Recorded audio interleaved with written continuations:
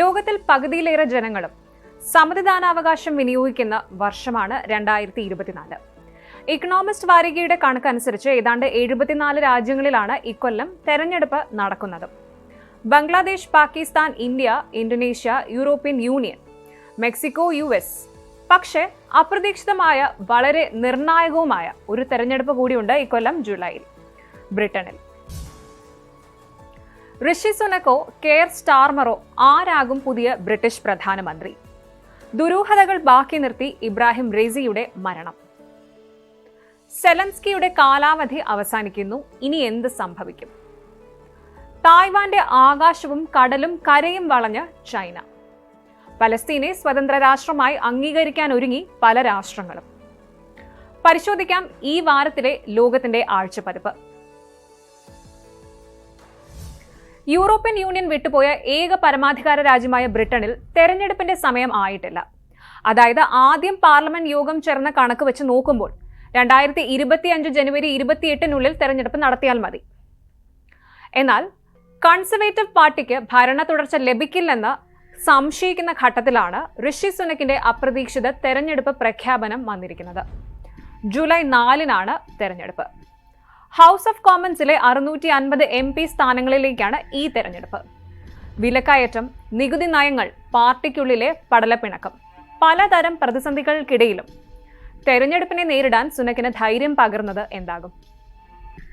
44-കാരനായ സുനക്കിനെ രാഷ്ട്രീയ നിരീക്ഷകർ ചെറുതായിട്ടല്ല കാണുന്നത്. 2 അക്കത്തിലായിരുന്ന പണപ്പെരുപ്പ നിരക്ക് 2.3%-ലെത്തിച്ചു. അത് നേട്ടമാണ്.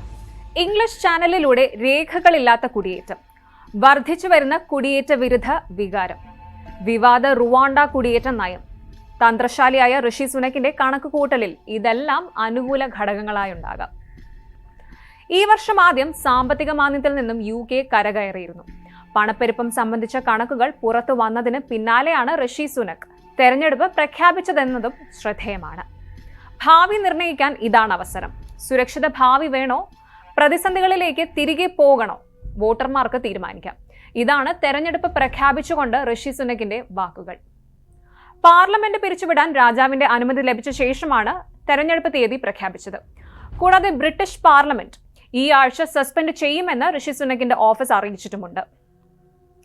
പക്ഷെ പ്രതിപക്ഷമായ ലേബർ പാർട്ടിയും നേതൃത്വം നൽകുന്ന കെയർ സ്റ്റാർമറും തികഞ്ഞ ആത്മവിശ്വാസത്തിലാണ്. അഭിപ്രായ സർവേകൾ പ്രതിപക്ഷത്തിന് അനുകൂലവുമാണ്. അടുത്തിടെ പുറത്തുവന്ന പ്രാദേശിക തെരഞ്ഞെടുപ്പ് ഫലങ്ങളും അങ്ങനെ തന്നെ. മാറ്റമാണ് വേണ്ടത്. ബ്രിട്ടന് കൂടുതൽ മികച്ച മുന്നേറ്റം അനിവാര്യമാണ്. കെയർ സ്റ്റാർമറിന്റെ ഈ വാക്കുകൾ ഏറ്റെടുക്കുമോ ബ്രിട്ടൻ? കാത്തിരുന്ന് കാണാം. ഇനി ഇറാനിലേക്ക് വരാം. വലിയ പ്രകൃതി വിഭവങ്ങൾ ഉണ്ടായിരുന്നിട്ടും 40%-ലധികം പണപ്പെരുപ്പവും ദാരിദ്ര്യവും തൊഴിലില്ലായ്മയും കൊണ്ട് ഇറാൻ സമ്പദ് വ്യവസ്ഥ പൊരുതുകയാണ്. ഇറാനിന്റെ സമ്പദ് വ്യവസ്ഥ കനത്ത അന്താരാഷ്ട്ര ഉപരോധങ്ങൾക്കും കീഴിലാണ്, പ്രത്യേകിച്ച് US-ന്റെ. ഇറാൻ എന്ന ഭരണകൂടത്തെ അല്ല, മറിച്ച് ഇറാൻ എന്ന രാജ്യത്തെക്കുറിച്ച് നോക്കാനും അറിയാനുമുള്ള സമയമാണിപ്പോൾ. ശരിക്കും 1979 ശേഷമുള്ള ഇറാനെ രണ്ടായി തിരിക്കാം. ഇബ്രാഹിം റെയ്സിയുടെ കാലഘട്ടം, റെയ്സിക്ക് ശേഷവും. കുറച്ചുകൂടെ വ്യക്തമായി പറഞ്ഞാൽ 1979-ലെ ഇറാനിയൻ വിപ്ലവം. ഈ വിപ്ലവം രാജ്യത്തെ മാറ്റിമറിച്ചു. ഇറാൻ തീവ്രവാദത്തെ പിന്തുണയ്ക്കുന്നുവെന്ന ആരോപണവും ആണവായുധങ്ങൾ വികസിപ്പിക്കുന്നുവെന്ന വിശ്വാസവും ഇറാനെ കൂടുതൽ ഒറ്റപ്പെടുത്തി. എന്നാൽ ഇന്ന് ഇറാനിലെ ജീവിതം എങ്ങനെയാണ്? ലോകത്തെ 2ാമത്തെ വലിയ വാതക ശേഖരം, 4ാമത്തെ വലിയ ക്രൂഡ് ശേഖരവും, കൂടാതെ കൽക്കരി, ചമ്പ്, ഇരുമ്പയിര് അഥവാ അയണോർ നിക്ഷേപങ്ങൾ വേറെയും. എന്നിട്ടും ഇറാൻ സമ്പദ് വ്യവസ്ഥ ഉപരോധങ്ങളാൽ വലയുകയാണ്. ഇറാന് സ്വതന്ത്രമായി ഈ റിസോഴ്സസ് ഒന്നും ഉപയോഗിക്കാനോ വിൽക്കാനോ ആഗോള വിപണിയിൽ നിന്ന് അത്യാധുനിക സാങ്കേതിക വിദ്യ വാങ്ങാനോ കഴിയില്ല. ഒന്നിനും സാധ്യമല്ല. ഇതൊക്കെയും ഇറാന്റെ സമ്പദ് വ്യവസ്ഥയെ സാരമായി ബാധിക്കുന്നുണ്ട്. ഇനി സൊസൈറ്റിയുടെ കാര്യങ്ങൾ നോക്കുമ്പോൾ ഒരു കാലത്ത് ഇറാൻ ലിബറലായ ഒരു രാജ്യമായിരുന്നു. കലയുടെയും സംഗീതത്തിന്റെയും ഒരു കേന്ദ്രമായിരുന്നു. എന്നാൽ ഇന്ന് അങ്ങനെയല്ല. ഭരണകൂടം കർശനമായി നിയന്ത്രണങ്ങൾ ഏർപ്പെടുത്തി കഴിഞ്ഞു, പ്രത്യേകിച്ച് സ്ത്രീകൾക്ക്. സ്ത്രീകളുടെ മേലുള്ള നിയന്ത്രണങ്ങൾ എന്തൊക്കെയാണെന്ന് നോക്കാം. കർശനമായ ഡ്രസ് കോഡുകൾ. ഭർത്താവിന്റെ അനുവാദമില്ലാതെ സ്ത്രീകൾക്ക് യാത്ര ചെയ്യുന്നത് ഇറാൻ വിലക്കുന്നുണ്ട്.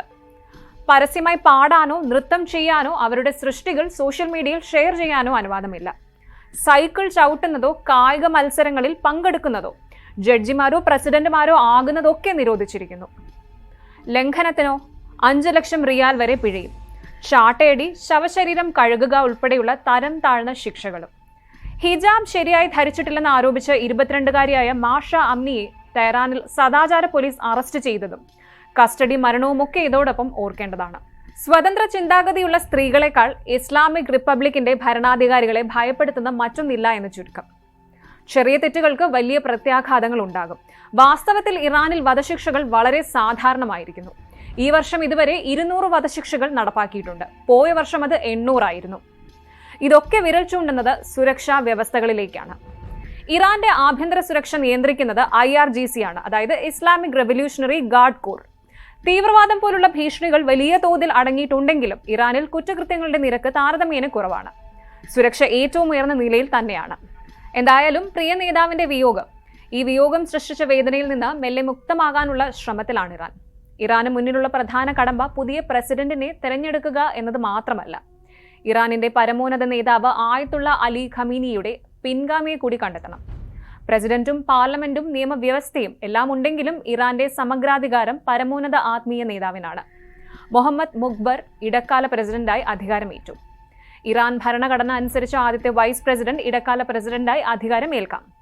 എന്നാൽ ചുമതലയേറ്റ 50 ദിവസത്തിനുള്ളിൽ രാജ്യത്ത് പ്രസിഡന്റ് തെരഞ്ഞെടുപ്പ് നടത്തണം. ഹെലികോപ്റ്റർ അപകടത്തെ തുടർന്ന് രക്ഷാമാർഗങ്ങൾക്ക് US-നോടടക്കം ഇറാൻ അഭ്യർത്ഥന നടത്തിയിരുന്നു. എന്നാൽ റഷ്യയും തുർക്കിയുമാണ് ഇറാനിന് ആപത്ത് ഘട്ടത്തിൽ കൈത്താങ്ങ് നൽകിയത്. ഇസ്രായേലിനുമേലും US-നുമേലും ഒക്കെ സംശയനിഴൽ വീഴ്ത്തിയ സംഭവമാണ്. ഇനി എന്ത് എന്ന ചോദ്യങ്ങളും സംശയങ്ങളും. റെയ്സിയുടെ അകാല മരണം പ്രാദേശിക സ്ഥിരത, ആഗോള വിപണി, എണ്ണ വ്യവസായം എന്നിവയിലെ പ്രത്യാഘാതങ്ങളെക്കുറിച്ചുള്ള ഊഹാപോഹങ്ങൾ സൃഷ്ടിച്ചു കഴിഞ്ഞു. നയതന്ത്ര കാര്യങ്ങളിൽ റസിയുടെ വേഗം കൈവരിക്കാൻ പിൻഗാമിക്ക് പ്രയാസമാകും. ഇറാന്റെ വിദേശകാര്യ നയങ്ങളിൽ ഉടനടിയുള്ള മാറ്റങ്ങൾക്കും സാധ്യത വിദൂരമാണ്. വിദേശകാര്യ നയങ്ങളിൽ തീരുമാനമെടുക്കുന്ന പരമോന്നത സമിതിയായ സുപ്രീം നാഷണൽ സെക്യൂരിറ്റി കൗൺസിലാണ്. റഷ്യയുമായും ചൈനയുമായുള്ള അടുപ്പം നിലനിർത്തണം.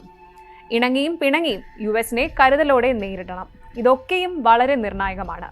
മതനിയമങ്ങളിൽ കർക്കശക്കാരനായിരുന്നു ഇബ്രാഹിം റൈസി. സഹതാപതരംഗം നിലനിൽക്കുന്ന സാഹചര്യത്തിൽ മിതവാദിയോ പരിഷ്കരണവാദിയോ മറ്റാരെങ്കിലുമോ റൈസിക്ക് പകരക്കാരനാവില്ലെന്ന് ഏറെക്കുറെ ഉറപ്പാണ്. പണപ്പെരുപ്പം നിയന്ത്രിക്കുകയാണ് അടുത്ത പ്രസിഡന്റിന്റെ മുന്നിലുള്ള വെല്ലുവിളികളിൽ ഒന്ന്. അഴിമതിക്കെതിരായ നിലപാട്, വിലക്കയറ്റം നിയന്ത്രിക്കൽ, വർഷം 10 ലക്ഷം പേർക്ക് വാസയോഗ്യമായ വീട്, ഇതൊക്കെയാണ് റൈസി വിഭാവനം ചെയ്ത ഇറാൻ. പക്ഷേ US ഉൾപ്പെടെയുള്ള രാജ്യങ്ങളുമായുള്ള അകൽച്ച ഇതൊന്നും ലക്ഷ്യത്തിലെത്തിച്ചില്ല. പരമോന്നത നേതാവ് ആയത്തുള്ള ഖംനിയുടെ വിശ്വസ്തനാണ് മുഖ്ബറും. മൊജ്താബ് ഖംനി അടക്കം സൈന്യത്തിൽ സ്വാധീനമുള്ളവരുടെ പേരുകളും ഇറാന്റെ അധികാര കസേരയെ ചുറ്റിപ്പറ്റി സജീവമാണിപ്പോൾ.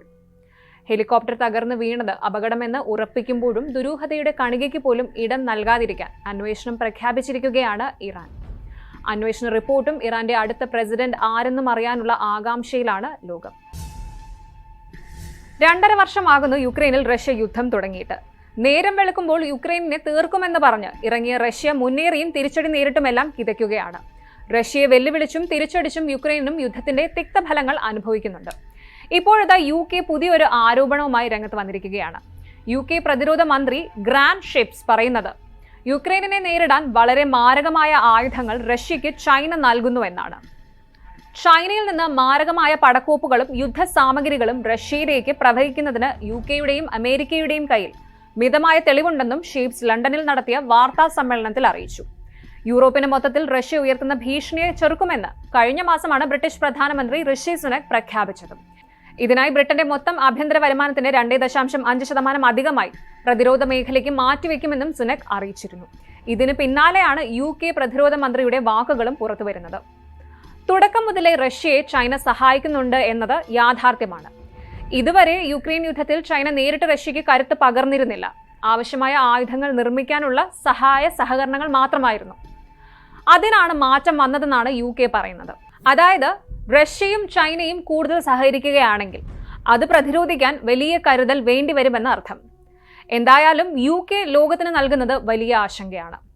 എന്നാൽ UK പറഞ്ഞത് അപ്പാടെ ഏറ്റെടുക്കാൻ അമേരിക്ക തയ്യാറല്ലെന്നതും ഒരു കാര്യമാണ്.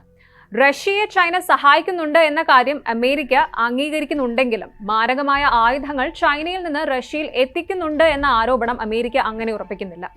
അതിന് യുകെയുടെ കൈവശമുള്ള തെളിവുകൾ പരിശോധിക്കുമെന്ന് മാത്രമാണ് അമേരിക്കൻ ദേശീയ സുരക്ഷാ ഉപദേഷ്ടാവ് ജേക്ക് സളിവൻ പറയുന്നത്. യുക്രൈനിനെ യുദ്ധമുഖത്തിറങ്ങി സഹായിക്കാൻ പാശ്ചാത്യ രാജ്യങ്ങൾ തയ്യാറായില്ലെങ്കിലും മറ്റു പല രീതിക്കും പിന്തുണച്ചിട്ടുണ്ട്. അമേരിക്ക അത്യാധുനിക ആയുധങ്ങൾ നൽകിയിട്ടുണ്ട്. അത് ഉപയോഗിക്കാൻ അമേരിക്കൻ സൈന്യത്തിലെ മുതിർന്നവർ തന്നെ യുക്രൈനിൽ നേരിട്ടെത്തി പരിശീലനം നൽകിയിട്ടുമുണ്ട്. റഷ്യയ്ക്ക് മുന്നിൽ യുക്രൈൻ പിടിച്ചു നിന്നത് ഇങ്ങനെയാണ്. റഷ്യയുടെ വിജയം ഇതുവരെ അസ്ഥാനത്താക്കിയതും അതാണ്. എന്തായാലും എല്ലാ നാറ്റോ രാജ്യങ്ങളും റഷ്യയുടെ ഭീഷണിയെ ചെറുക്കാൻ കരുതിയിരിക്കണമെന്നാണ് യുകെയുടെ മുന്നറിയിപ്പ്. ഈ മുന്നറിയിപ്പും വെറുതെയല്ല. റഷ്യയെ ചൈന കൈ അയച്ച് സഹായിച്ചാൽ ഭയക്കാനുണ്ടെന്ന തിരിച്ചറിവിൽ കൂടിയാണ്. ഇനി റഷ്യ യുദ്ധം തുടങ്ങിയപ്പോൾ ആദ്യം ഉഗ്ര പോരാട്ടം നടന്ന സ്ഥലങ്ങളിലൊന്നാണ് കാർഖിവ്. കാർഖിവ് പിടിച്ചതോടെ റഷ്യയുടെ മുന്നേറ്റം യുക്രൈൻ തലസ്ഥാനമായ കീവിനടുത്തേക്ക് കടന്നു. ഇന്നേ വരെ കീവ് പിടിച്ചെടുക്കാൻ റഷ്യയ്ക്ക് ആയിട്ടില്ല. ഇപ്പോൾ വീണ്ടും കാർഖിവിൽ പോരാട്ടം നടക്കുകയാണ്. റഷ്യ പിടിച്ചെടുത്ത മിക്ക പ്രദേശങ്ങളും ഇക്കഴിഞ്ഞ 2.5 വർഷത്തിനിടയിൽ യുക്രൈൻ തിരിച്ചു പിടിച്ചിട്ടുമുണ്ട്. കാർഖിവിൽ വീണ്ടും റഷ്യൻ സൈന്യം യുദ്ധം കടുപ്പിക്കുമ്പോൾ അത് നൽകുന്ന സൂചന എന്താണെന്ന ചോദ്യവും ബാക്കിയാണ്. ഈ സാഹചര്യത്തിലാണ് സെലൻസ്കിയുടെ ഔദ്യോഗിക കാലാവധി അവസാനിക്കുന്നത്. സെലൻസ്കിക്ക് തിരഞ്ഞെടുപ്പില്ലാതെ അധികാരത്തിൽ തുടരാനാകുമോ? പരിശോധിക്കാം. വോളോഡിമർ സെലൻസ്കിയുടെ യുക്രൈൻ പ്രസിഡന്റായിട്ടുള്ള 5 വർഷത്തെ കാലാവധി ഔപചാരികമായി മെയ് 20 അവസാനിച്ചു. എന്നാൽ യുദ്ധം രാജ്യത്ത് തെരഞ്ഞെടുപ്പ് വൈകിപ്പിച്ചതുകൊണ്ട് സെലൻസ്കി സ്ഥാനം തുടരും. മാത്രമല്ല 2022 റഷ്യ യുക്രൈൻ യുദ്ധം ആരംഭിച്ച ശേഷം ഏർപ്പെടുത്തിയ സൈനിക നിയമം പ്രാബല്യത്തിൽ ഉള്ളിടത്തോളം കാലം യുക്രൈനിൽ പ്രസിഡന്റ് അല്ലെങ്കിൽ പാർലമെന്റ് തെരഞ്ഞെടുപ്പുകൾ നടക്കില്ല. തെരഞ്ഞെടുപ്പ് നടക്കുന്നതുവരെ സെലൻസ്കി പ്രസിഡന്റായി തുടരുന്നത് അനുവദനീയമാണെങ്കിലും സൈനിക നിയമപ്രകാരമുള്ള അദ്ദേഹത്തിന്റെ അധികാരത്തിന്റെ നിയമസാധുതയെയും പൊതുജനങ്ങളുടെ കണ്ണിൽ അദ്ദേഹത്തിന്റെ ഭരണത്തിന്റെ നിയമസാധുതയെയും ചോദ്യം ചെയ്യുന്ന വിമർശകരുമുണ്ട്. അതേസമയം സെലൻസ്കിയുടെ ഭരണത്തിന് നിയമപരമായി ഒരു വെല്ലുവിളിയും ഇല്ലെന്നും ഒപ്പം ഭരണഘടനയുടെ ആർട്ടിക്കിൾ 108 പ്രകാരം അടുത്തയാൾ അധികാരം ഏൽക്കുന്നതുവരെ പ്രസിഡന്റിന് പദവിയിൽ ഇരിക്കാമെന്നതും യുക്രൈനിലെ ഭരണഘടനാ കോടതിയുടെ മുൻ മേധാവി സ്റ്റാനിസ്ലാവ് ഷെക്ചുക് ദി കീവ് ഇൻഡിപെൻഡന്റിനോട് പറഞ്ഞു. ഇങ്ങനെയൊക്കെ ആണെങ്കിലും റഷ്യ സെലൻസ്കിയുടെ നിയമസാധുത തകർക്കുമെന്ന് യുക്രൈൻ ഭയപ്പെടുന്നു.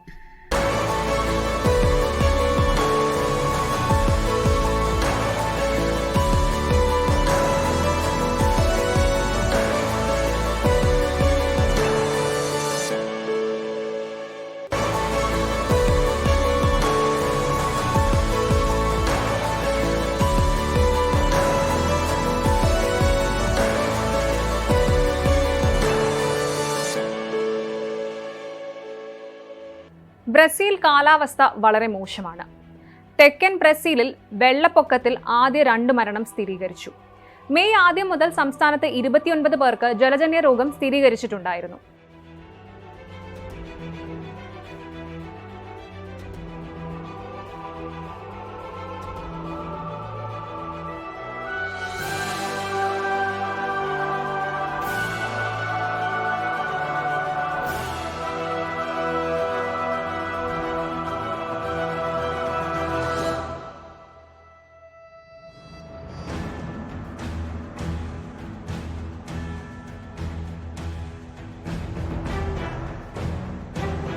രണ്ടാഴ്ചക്കിടെയുണ്ടായ വെള്ളപ്പൊക്കത്തിൽ 163 പേർ മരിച്ചിട്ടുണ്ട്. കാണാതായത് 80-ലധികം പേരെ. അഭയകേന്ദ്രങ്ങളിൽ കഴിയുന്ന 10,000 ഉൾപ്പെടെ 6 ലക്ഷത്തിലധികം പേർ തങ്ങളുടെ വീടുകൾ ഉപേക്ഷിക്കാൻ നിർബന്ധിതരായി. അതിനിടയിൽ വെള്ളത്തിലൂടെ പകരുന്ന ബാക്ടീരിയ രോഗത്തിൽ നിന്നുള്ള ആദ്യ 2 മരണങ്ങൾ തെക്കൻ ബ്രസീലിൽ റിപ്പോർട്ട് ചെയ്യപ്പെട്ടു. കൃത്യമായി പറഞ്ഞാൽ റിയോ ഗ്രാൻഡെ ഡോ സുൾ സംസ്ഥാനത്ത് ലെപ്റ്റോസ്പൈറോസിസ് അഥവാ എലിപ്പനി ബാധിച്ച് 67 വയസ്സുള്ള ഒരാളും മറ്റൊരു 33-കാരനും മരിച്ചു. ഈ സാഹചര്യത്തിൽ കൂടുതൽ മരണങ്ങൾ ഉണ്ടാകാൻ സാധ്യതയുണ്ടെന്ന് ആരോഗ്യ അധികൃതരുടെ മുന്നറിയിപ്പുമുണ്ട്. വെള്ളപ്പൊക്കത്തിൽ മലിനജലം കലർന്ന സാഹചര്യത്തിൽ എലിപ്പനിയും ഹെപ്പറ്റൈറ്റിസ് ബിയും ഉൾപ്പെടെയുള്ള പകർച്ചവ്യാധികൾ 2 ആഴ്ചയ്ക്കുള്ളിൽ വർദ്ധിക്കുമെന്ന് ആരോഗ്യ വിദഗ്ധർ മുന്നറിയിപ്പ് നൽകുന്നുണ്ട്. ഈ ദുരന്തം സംസ്ഥാനത്തെ 80% മുനിസിപ്പാലിറ്റികളെയും ബാധിക്കുകയും അടിസ്ഥാന സൗകര്യങ്ങളെ നശിപ്പിക്കുകയും ചെയ്തിട്ടുണ്ട്. 3000-ലധികം ആരോഗ്യ സ്ഥാപനങ്ങൾ, ആശുപത്രികൾ, ഫാർമസികൾ, ആരോഗ്യ കേന്ദ്രങ്ങൾ, സ്വകാര്യ ക്ലിനിക്കുകൾ എന്നിവയെ ബാധിച്ചതായി ഫെഡറൽ ഗവൺമെന്റിന്റെ ആരോഗ്യ ഗവേഷണ സ്ഥാപനമായ ഫിയോക്രൂസ് പുറത്തിറക്കിയ റിപ്പോർട്ട് സൂചിപ്പിക്കുന്നു. ആരോഗ്യ സേവനങ്ങളുടെ തടസ്സം വിട്ടുമാറാത്ത രോഗങ്ങളെ ചികിത്സിക്കുന്നതിനും തടസ്സം സൃഷ്ടിക്കുന്നുണ്ട്.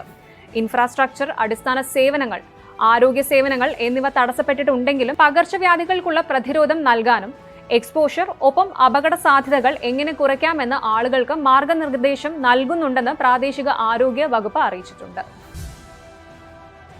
ഇനി ഈ ആഴ്ചയിലെ മറ്റു ചില പ്രധാന സംഭവങ്ങൾ നോക്കാം.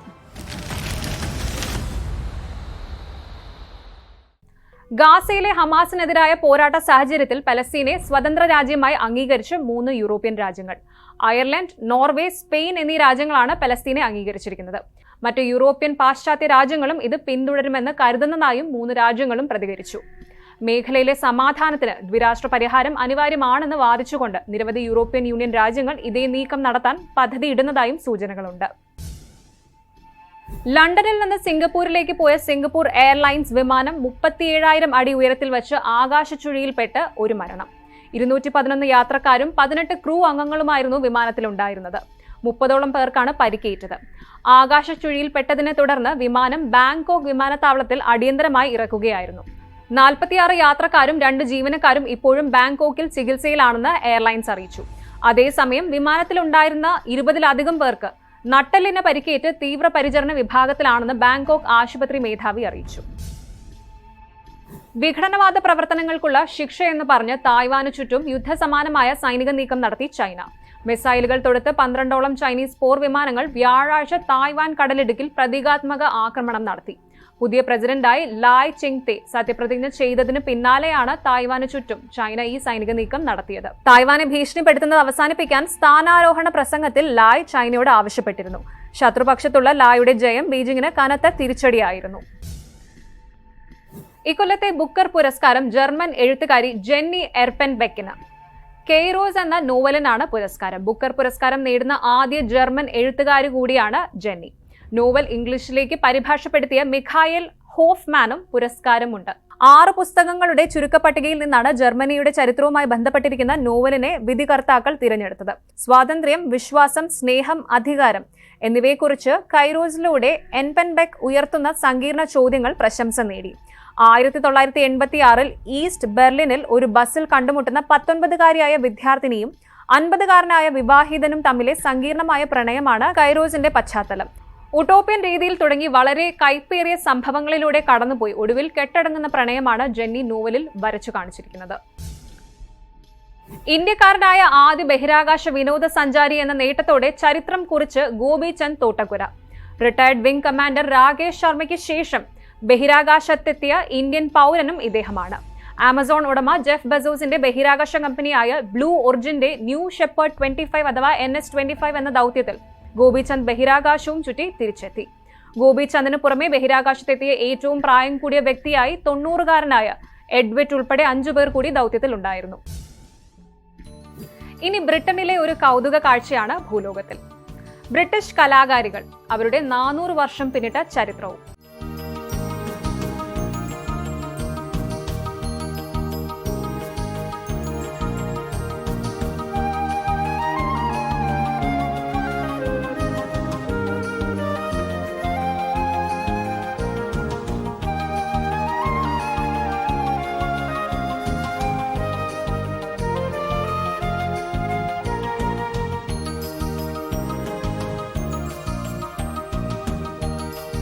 പുരുഷ സൃഷ്ടികളെ മാത്രം വിലമതിക്കുന്ന ചിത്രകാരന്മാർ ബ്രിട്ടീഷ് കലാകാരികളെ പലപ്പോഴും അവഗണിച്ചിരുന്നു.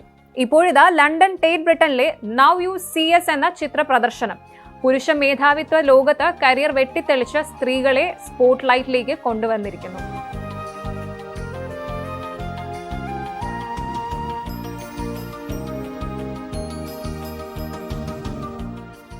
ഒപ്പം കലാലോകത്ത് കരിയർ കെട്ടിപ്പടുക്കാൻ സമൂഹത്തിന്റെ പ്രതീക്ഷകളും സ്റ്റീരിയോ ടൈപ്പുകളും തകർത്ത സ്ത്രീകളുടെ ചരിത്രം വിവരിക്കുന്നു. കാലാവസ്ഥാ വ്യതിയാനത്തിന്റെ ദോഷഫലങ്ങൾ അനുഭവിക്കുകയാണ് ലോകം. പ്രകൃതിയുടെ പ്രതികാരമെന്ന പോലെയാണ് പുതിയ കാലത്തെ വേനലും മഴയും. അധിനിവേശവും പകയും പ്രകൃതിയും പ്രതീക്ഷയും രാഷ്ട്രീയവും ഒക്കെയായി മാറുന്ന ലോകത്തിന്റെ പുതിയ വിശേഷങ്ങളുമായി ഭൂലോകത്തിന്റെ മറ്റൊരധ്യായത്തിൽ കാണാം.